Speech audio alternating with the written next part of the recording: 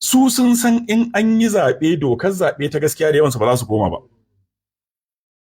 Ana fa an kashe mutane a Zamfara, an kashe a Kogi, an kashe a Niger wurin Burgu, an kashe a Benue.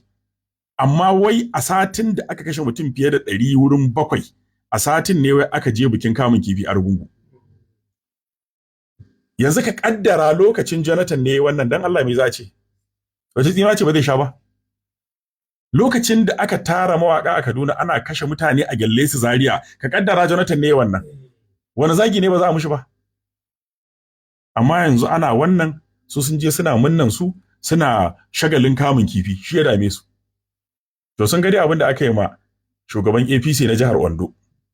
Ana ɗakin taron an rufe, mutane suka zo suka balla kofar suka shiga suka mai dukan tsiya, aka janyo shi a ƙasa.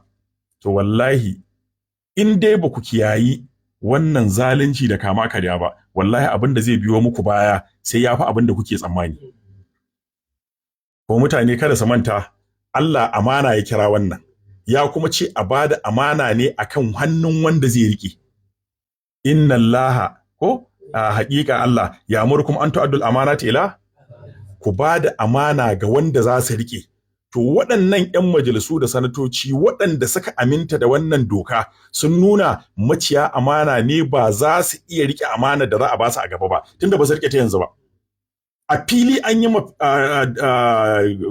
zaben 'yan ƙasa da ƙuri'un 'yan ƙasa da 'yancin 'yan ƙasa mushi fyaɗe, a fili ana kallo. To kuma Annabi sallallahu alaihi wasallam ya gaya mana ayatul munafiqu salasun, ayoyin munafiki guda 3 ne. Iza hadasa kaza, ba in yi magana ya ƙarya, wai zawa da halafa in yi alƙawari ya saba, wai zai tumina hana in aka amince mishi aka bashi amana ya ha'inci. Duka 3 nan sun yi.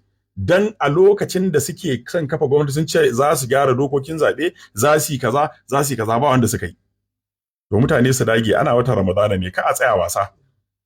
Wa bada bainana wa bainakum al-adawatu wal baghdha wa abadan. Ai ta karanta wannan ayar, Allah ya rarraba tsakaninsu, ya wargaza tsakaninsu. Wannan ayar tana nan cikin suratul Ma'ida ne ko? Mumtahana, cikin Mumtahana madalla. Wacce ce take Ma'ida? Guda 2 na so na kawo. Wa bada bainakum al-adawatu wal baghdha abadan cikin Mumtahana ko? To akwai ɗayan. Gani? Fa garaina bainahum al-adawata wal baghdha ila yawmil qiyamah. Yawwa, to ita ma a karanta akan su. Mutane su ta karanta ta.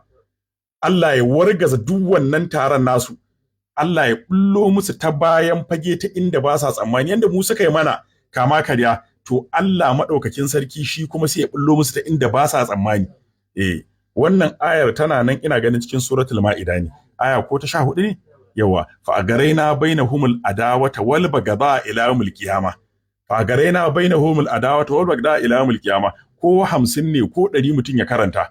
Allah waɗannan azalumai da suka yi gungu suna cutan mu, Allah ka tarwatsa su, kai mana maganin su, shikenan mutum ya ci gaba da abubuwan shi. Allah kuma zai yi maganin su in Allah ya so yadda. Ba za mu fasa faɗin gaskiya in mun santa ba. Ba ma neman a bamu buhun shinkafa, ba ma neman a bamu keke napep, ba ma neman a bamu Sharon, ba ma neman a bamu mashin.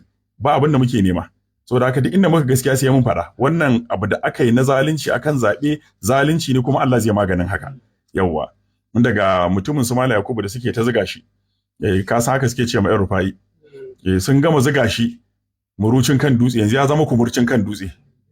Sun gama ziga shi, ya shiga hannun EFCC wanda ya ce yana da ansar da zai ba Allah ran tashi alkiyama, yanzu ya shiga hannun EFCC kwana 2 ya kasa ba su ansa.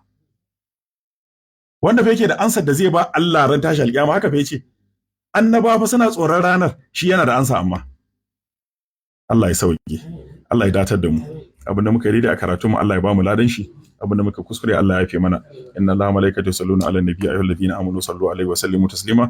Allahumma salli wa sallim wa barik ala sayyidina Muhammadil fatih lima ughliq wal hatim lima sabaqa nasrul haqqi bil haqq wal hadi ila siratikal mustaqim wa ala alihi haqqa qadri mudar azim.